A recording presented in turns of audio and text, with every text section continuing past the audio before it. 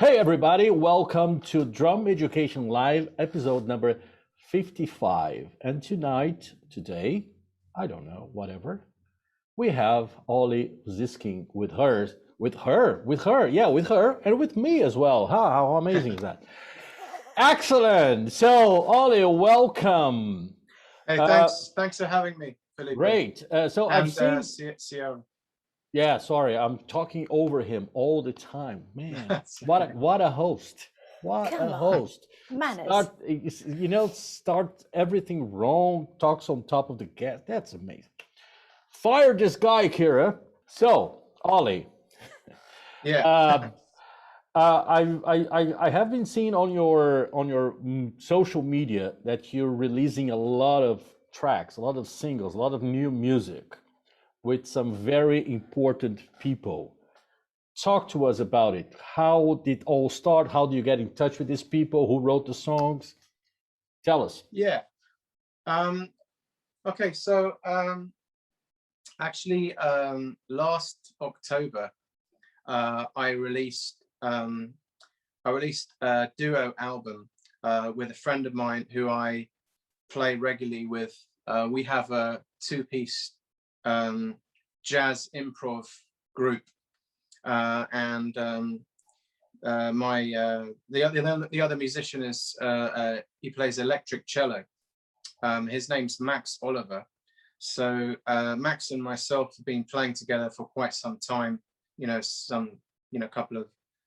some years, and we've been getting together on a regular basis at a studio and just playing free improv, which for anyone that doesn't know what like free jazz improv means, it's basically when you get together with other musicians in a jazz setting and you don't play like say a jazz standard or a specific tune, you just kind of just play whatever happens between you as a band.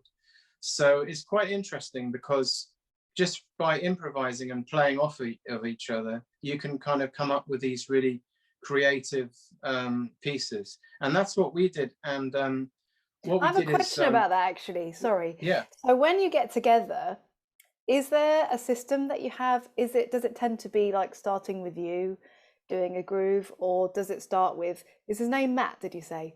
Max, yeah. Yeah, Max. Does it start with him? Is there like a way that it tends to be created, all these songs, all these tunes? Yeah. I mean, it's really a feel thing. So sometimes like we might start playing and Max might start playing something on the cello and I might leave a bit of space before I come in, or likewise sometimes I might start some kind of an idea for Max to play off. But I mean, it's really like when you're in a setting like that, it's and any musical setting, when you're playing with other people, I would say the most important thing, especially if you're just with one other musician, is to really focus on them and listen really carefully to what they're playing, so that whatever you do fits into what they're doing.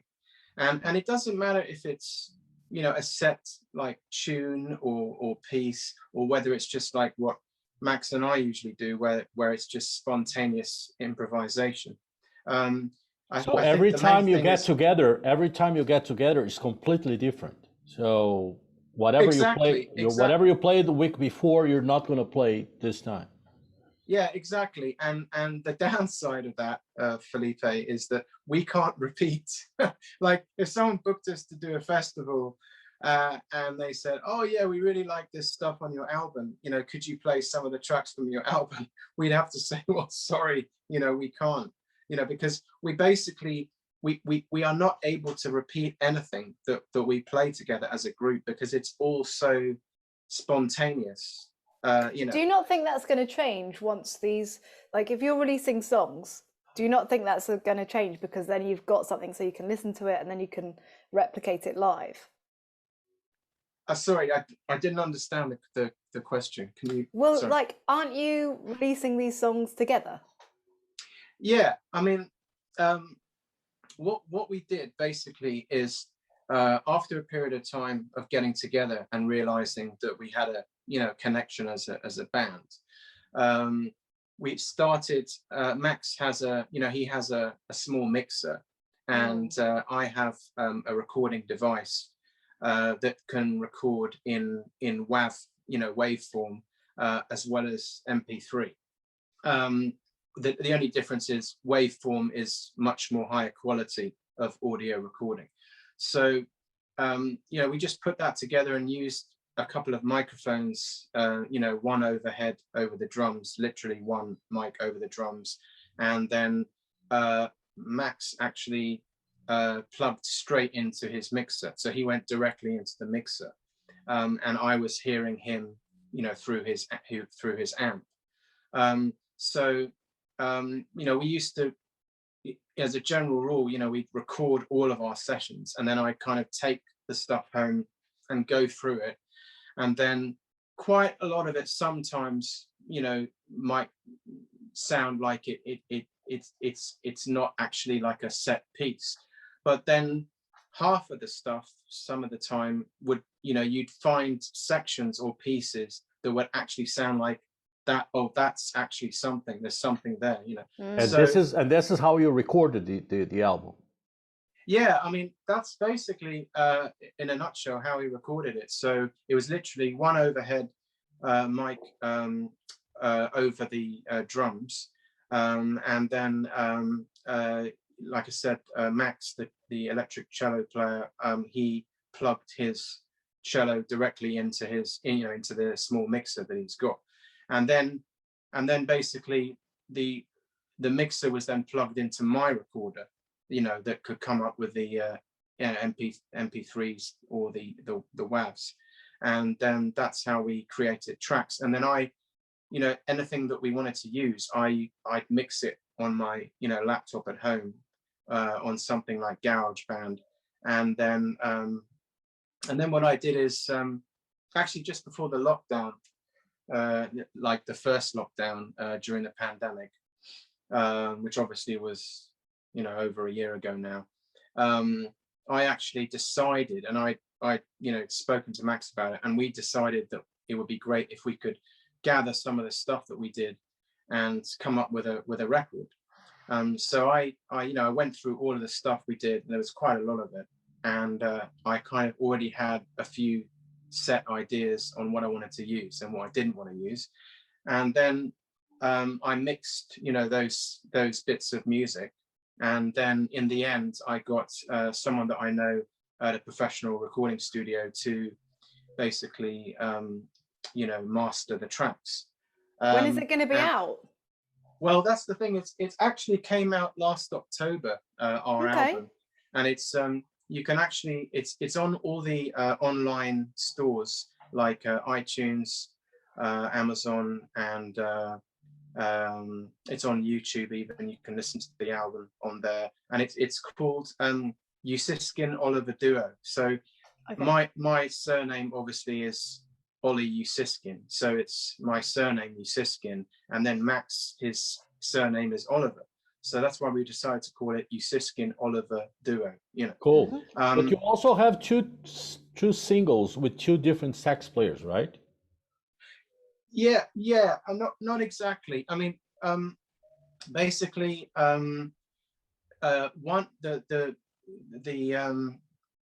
actually, what I wanted to mention is that the executive producer for the duo album that we did, that was released last October, was Jimmy Haslip, the bass player. From he was actually one of the co-founders of the jazz group the Yellow Jackets. Yeah. And obviously he worked with people like Alan Holdsworth, and he currently plays in the keyboard player Jeff Lorber's band. But Jimmy gave us a lot of advice, and helped a lot with the project. And the other person that helped out was actually the drummer Peter Erskine.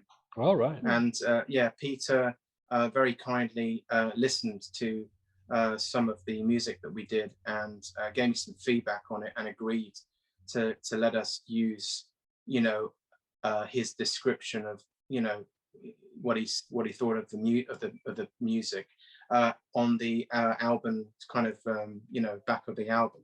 So there's a quote from Peter Erskine on our album, and there's also a quote from Jimmy Haslett, which is fantastic to have that kind of support. No but doubt. I mean, coming back to what you were saying, the two sax things, the first one I actually did fairly recently, which was a video of a friend of mine who's a keyboard player called Gonzalo Carrera, who's from Spain, that I actually play with in a fusion group called DB Infusion. And he, we talked about doing some kind of a virtual, video together. And then he actually suggested doing a Chick Corea tune, which was the Chick Corea tune was Got a Match. I don't know if you know that tune. Yeah.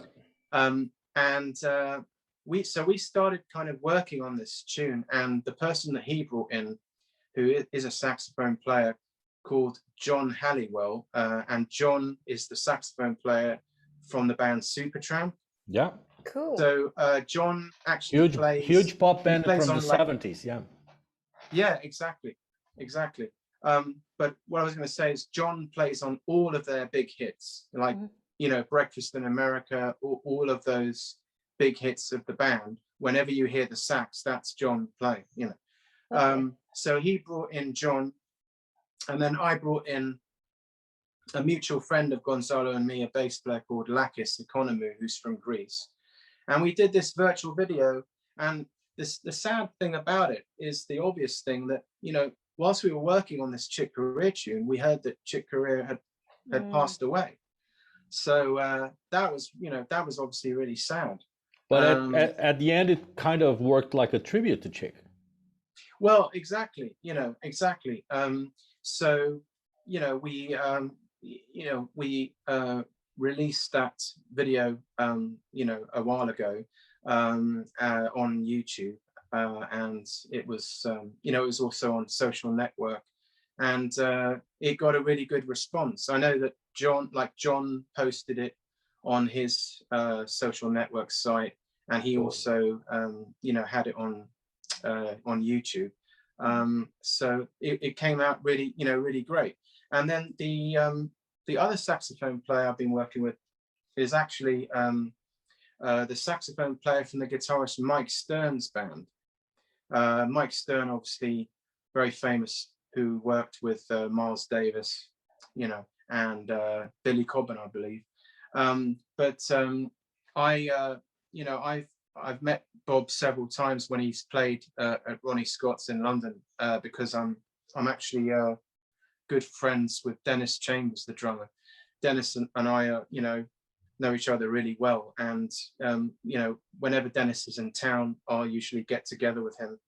And a lot of the time recently, he's played at places like Ronnie Scott's, and just from going down to watch Dennis play, I'd meet some of the other musicians in the band, and I met Bob. His name's Bob Franceschini, and then because there wasn't a lot of live playing going on in the way of actual shows, I thought I actually had this idea that because I've got like a MIDI drum kit at home, and it's actually it's a Roland TD6 MIDI kit, and it's a pretty good kit even still. I mean, it's one of the older models. The kit must be, I'm thinking, like over 16 years old. Wow. Now, but it's got really nice selection of sounds on it, and sometimes I'll just kind of play and try to be creative with the kit, with the sounds that's on there, and kind of try and come up with some ideas. And I came up with this idea for a track, and I was in touch with Bob. We connected, and then I approached him and I sent him the track, and he actually really liked it. Cool. Which was which was great. I have a question, like let's say for people who are starting in their career now, and they're listening to all these names you're saying. how do you? I know obviously you're friends with Dennis, and through Dennis you met the sax player. That sorry, I forgot his name. But anyway, Yeah, Bob. Yeah, Bob. Yeah, Bob. yeah. So, but how do you approach Bob? How do you say, hey, do you want to record with me? How does that work? Yeah, I mean, um, when I met Bob, after sort of, getting to know each other a bit, socially, he, we exchanged numbers, and, I'd been in touch with him, a few times, during the lockdown, just to sort of, say hello and, have a social chat, catch up.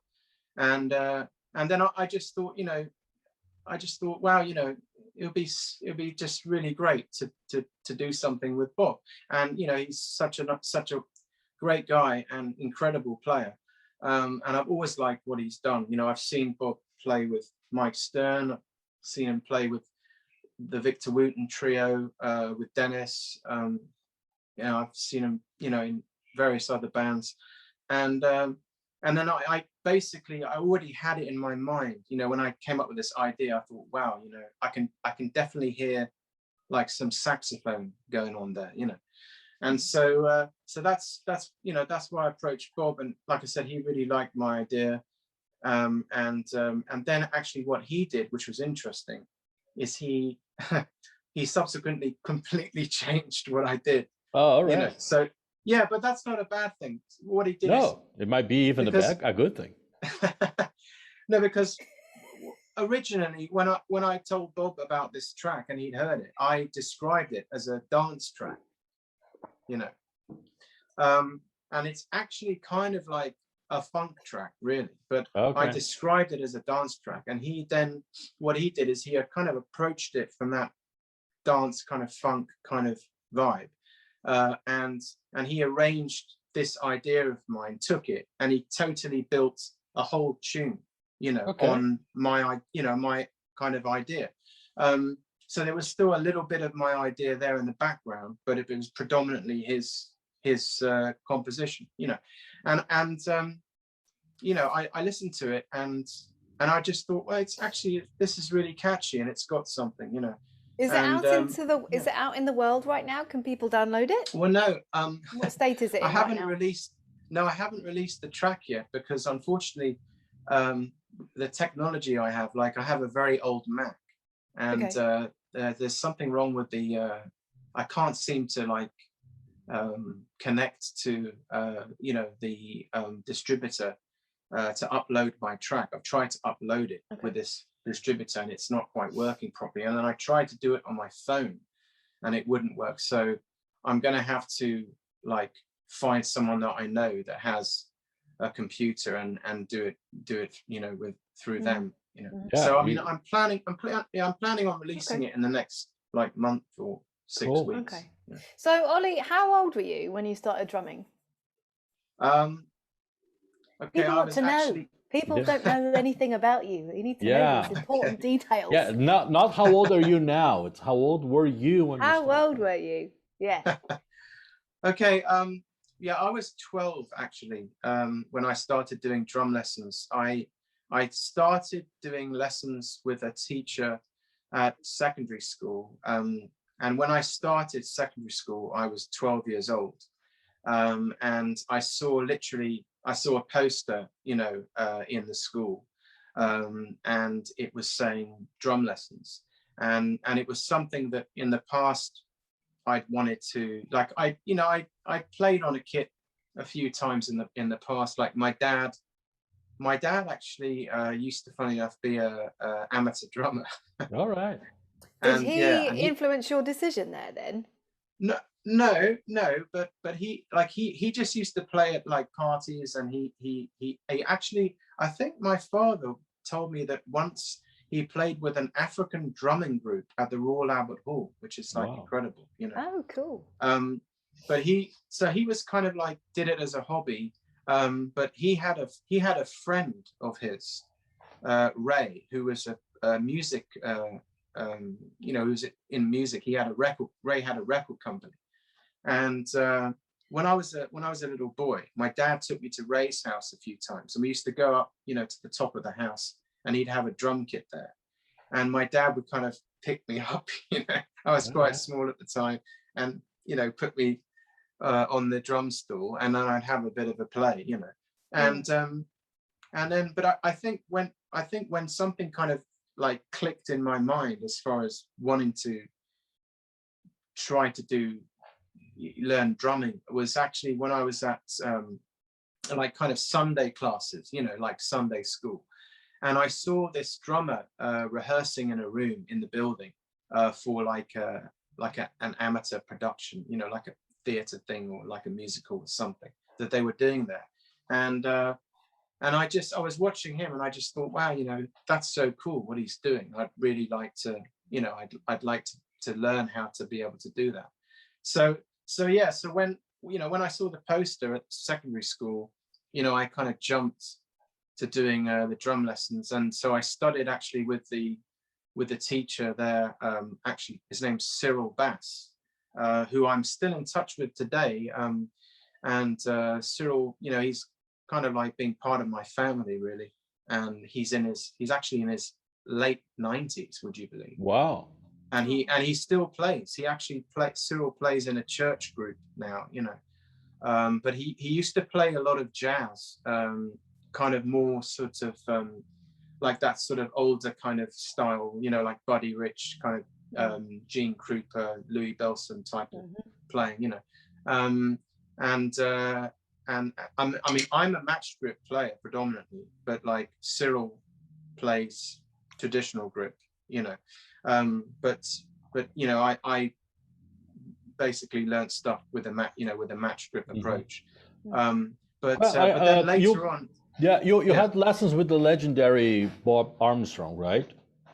Yeah, that's right. Yeah. Yeah. Did Bob play matched grip or traditional grip? You know what? I'm trying actually to remember, because it was some time ago, but I believe he played both. Oh, all right. So I think he played both, but I mean, when he used to demonstrate stuff to me, I think it was mostly matched grip. And grip. What? But I mean, I could be wrong because it's such a long time ago. Yeah. But what did specifically you learn from Bob that you carried on for the rest of your life? Not for the rest of your life, because still alive. Bob's not, but you are. So, well, doesn't matter. See anyone? Yeah. No, that's a good question. I mean, actually, I would say that before I went to Bob, I had technique, but I was limited with this, with my technique, because I hadn't applied this method that I learned with Bob. Now, I know that sounds a bit strange, but sometimes, I know other players that have experienced this. Like, I think, for instance, I know I've heard people like Dave Weckl, the drummer, and Steve Smith talk about, they went to a teacher called Freddie Gruber, and Freddie taught this similar thing to Bob, and also Jim Chapin taught the same approach, and it's called the molar technique, and it's all to do with movement, the movement of your the movement of your wrists and the movement of your arms, and this sort of thing. And it's also to do with finger control, like snapping the stick, so like letting it go and snapping it back, so it's also to do with finger control, and like I said, movement. And what that does is, for instance, I mean, I don't know if you can hear this, but yeah, we can. Like to give you an example, before I went to Bob, if someone asked me to play, a double stroke roll, I'd just sort of probably be more like a,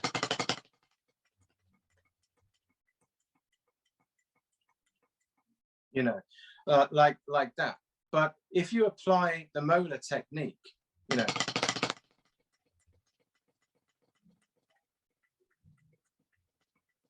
You know, what I'm doing is I'm using my fingers to snap the stick with the doubles. So I'm kind of releasing, I don't know if you can see that, I'm releasing my hand, which is the downstroke, and then I'm snapping up for the upstroke. So downstroke, upstroke, and I'm letting the fingers go like that, and then snapping it back.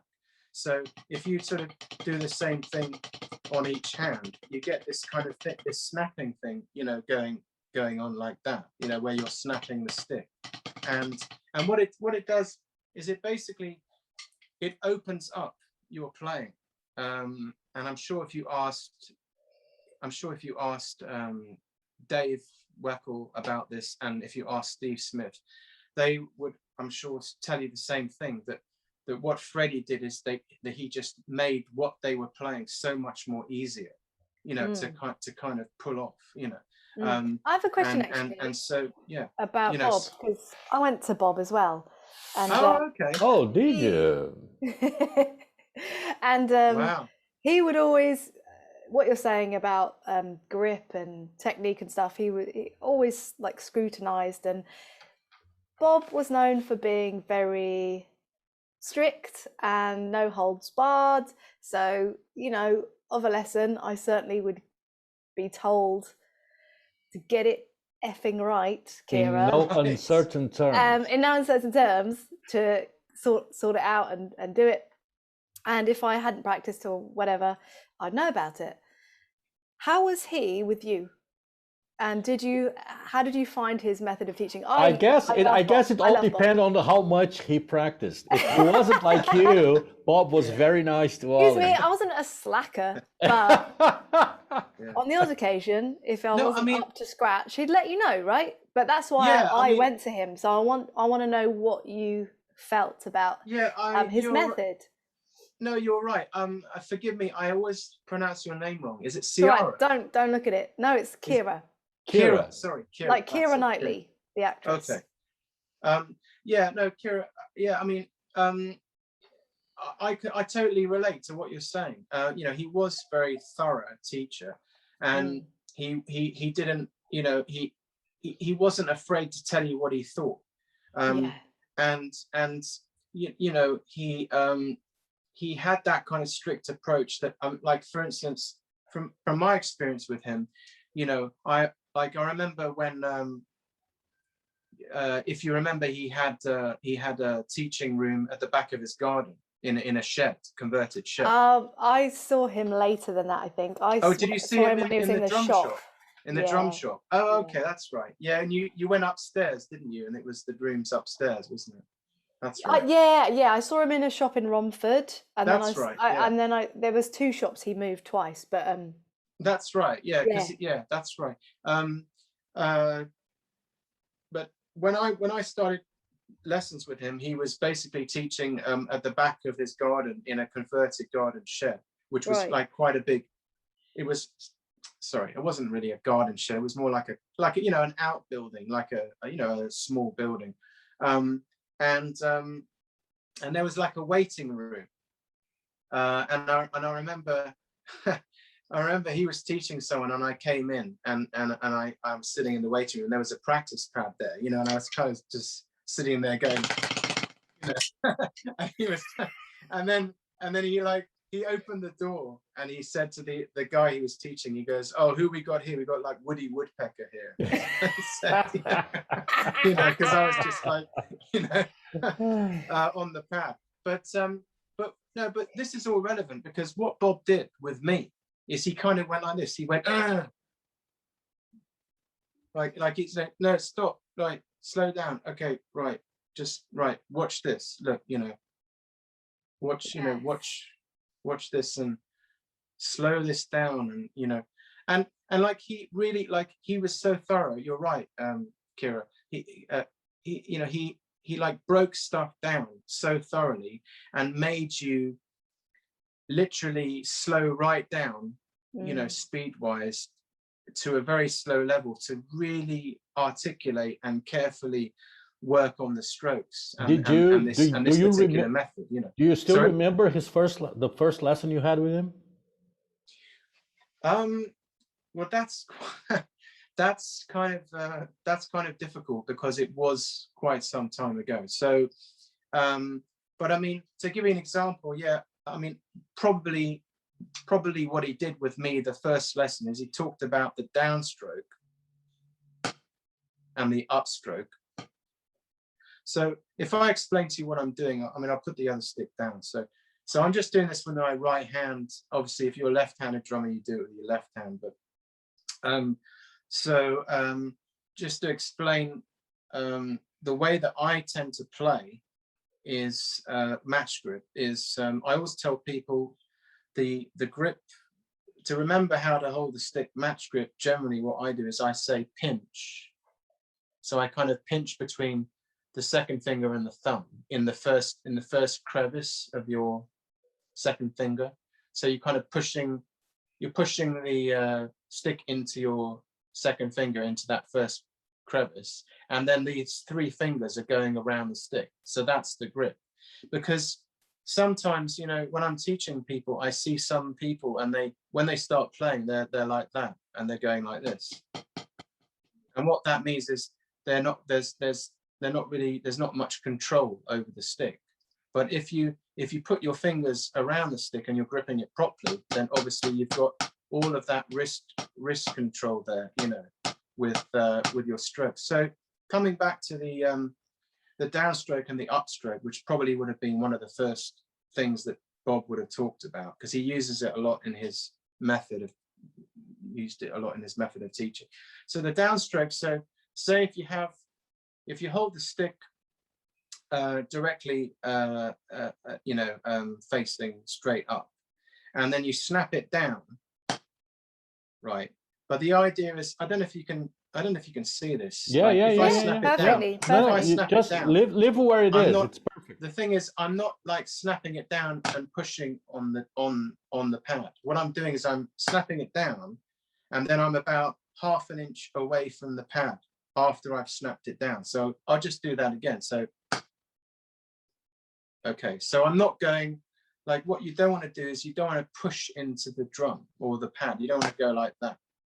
What you want to do is hit it and then almost pull it away without moving, if that's possible. So the stick is just hovering over the pad about half an inch. So again, like that. So that's the downstroke, right? And then the upstroke would be a tap and pulling away back to the upstroke position. So I'll do that again. So after the downstroke, I'm in the position to do the upstroke. And if I do it in slow motion, I tap and I pull the stick up to that position there. So before Bob, you had no concept of molar technique or anything like this. So when you went to him, it must have been like a complete turning point in your playing. Yeah, well, how was it for you? Like, how did you get your brain around? Hey, boy, we ask the questions here. No, I'm just kidding. For me, it definitely honed in my. How did you find Well, I went for him to learn jazz, to get good at jazz. But to be honest, when I look back now, I learned, this is going to sound really corny, but I learned so much more than that. He really did hone in my technique, and other things like touch and lessons in life. You know, he was like a great mentor, really, and would just talk to me and help me out in gig situations. I knew I could text Bob and be like, what do I play? You know, what do I do? Or I'm feeling really rubbish about my playing, and he'd just be there to encourage. So for what I thought I was going for, I didn't, it wasn't just jazz, it was everything. I wanted to know, since you've got your pad there and your sticks, can you show us what you would do, like, to warm up, or anything your go-to drumming exercises maybe? Yeah, sure. I mean, I'm sorry. I'm sorry, I didn't mean to be rude because I didn't answer your question. But I mean, regarding what you said before we do that about Bob, is I would say that, like, you know, what you were talking about he worked on jazz with you. And once again, you know, what he did for me is he brought out the sound of my playing a lot more by altering your movement in your playing. So, like, for instance, when I went to him, I thought that the jazz was,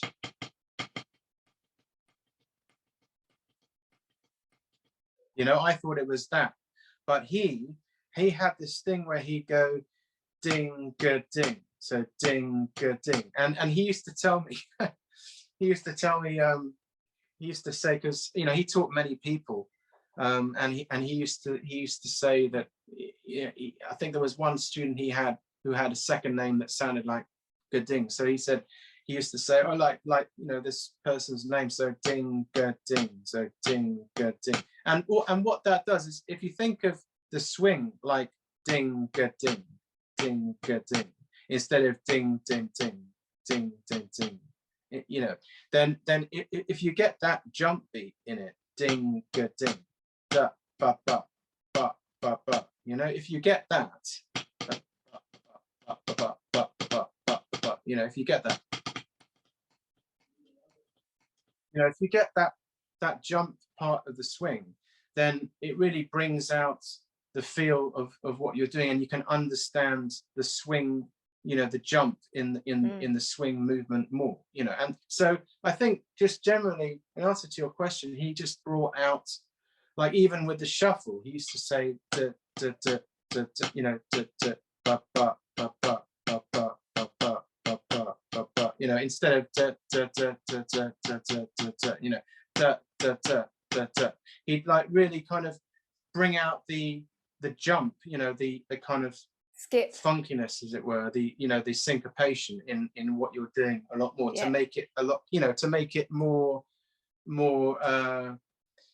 defined, you know. I think that's what it is. So not only did he make my playing personally a lot easier to you know, to pull off things, but he opened up my hand technique completely, and so that when I played stuff like swing, or when I played stuff like the shuffle, I understood what the feel of the shuffle was. That it wasn't it's ba ba ba ba ba ba ba ba, you know. So you got that kind of jump thing going on there, you know. And so yeah, but I mean, warming up, I mean, I think one thing I like to do actually is, and I heard Steve Gadd, the drummer, talking about this, and he likes to warm up with flam triplets.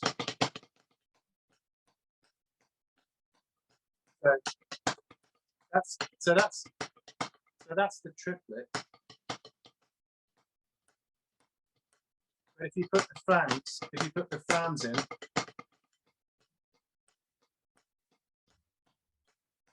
and, you know, if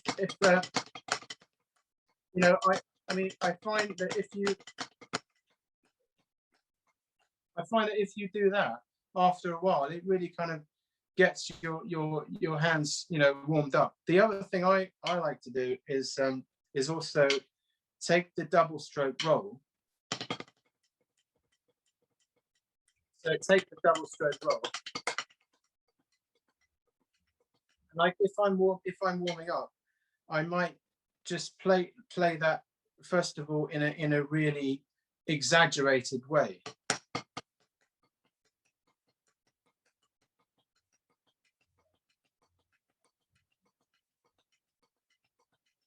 So almost like you're accenting, you know, the second really part of it. Way. But then what I like to do is if I work it up to speed, and what I like to do is turn those doubles into triplets, but with doubles. So if I can show you, so obviously the triplets.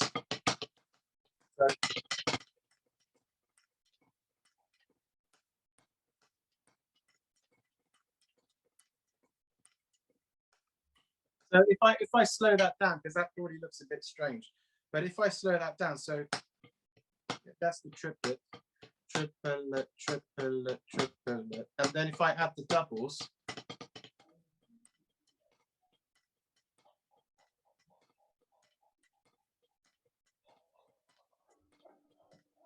Nice. Cool. You know, like that sort of thing. So I like to do that a lot, because I find that really opens up my hands quite a bit, you know, and as well as the the flam triplets, you know, and then another exercise I like is sort of altering the flams. Like Tony Williams used to do. Tony Williams, the drummer, used to like this. He used to do this exercise a lot. So it's like a flam. So you've got a flam starting with the. I'm starting the flam with my left hand, so it's the left hand flam. So, and then I'm doing a tap with the right hand, and then one tap with the left. Okay. Nice. You know, so I just like some of these exercises. I mean, some people say, you know, just doing, you know, like Simon Phillips, for instance, if you watch some of his earlier videos, you know, he talks about warming up with, you know, when you're doing just threes with each hand. So 1, 2, 3, and then fours, and then fives, and then six, you know, and so on. And then, you know, he gets them really fast, you know. So I mean, sometimes that's kind of good for getting your wrists, getting your wrists kind of loosened up, you know. All right. Lovely. Cool. What I was going to say, and I just wanted to maybe just end on this note, is you know, if someone said to me, what advice do you have for up and coming drummers, you know, younger players, you know, that want to get drums. into. Sorry. Don't play drums. Don't play drums. Yeah. Get a job as a lawyer. You'll earn more money. No, I mean, what I would say is me personally, what I would tell like younger players is forget about all of this.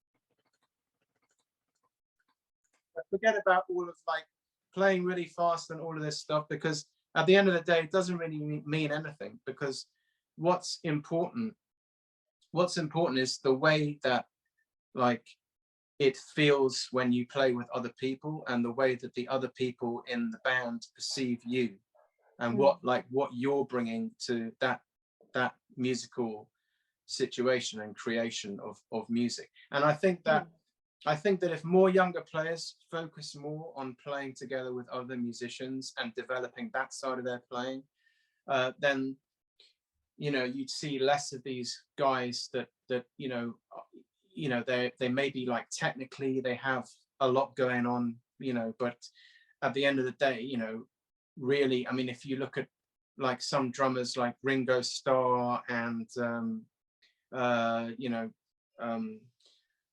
Bernard Purdie, you know, it's like how much technique do you really need to pull off, you know, a really tight, funky, you know, precise groove, you know, because at the end of the day, you know, you can work a lot on that, you know, getting your hands really fast, but really it's not really going to help get you work as a drummer, because what people are going to want when they hire you as a drummer is they're going to want you to get the music right, you know, and to listen to what's going on and lock in with the other players, you know. So I mean, that's the only advice I would give younger players, you know, today is don't focus on all of that speed, because that will come, you know, and it's good to have that, don't get me wrong, but it's not the most important thing, you know, about playing music. You know, it's more important to develop your ears and to listen to, you know, as much records and other drummers, to hear their approach, you know, and do that and develop your playing that way. You know, it's equally as important to do that, I'd say, you know. Cool. Excellent. Ollie, thank you very much. It was great. Thank you. See you next time. Yeah. Take care, guys. Take care. You too. Thank you. Bye. Bye.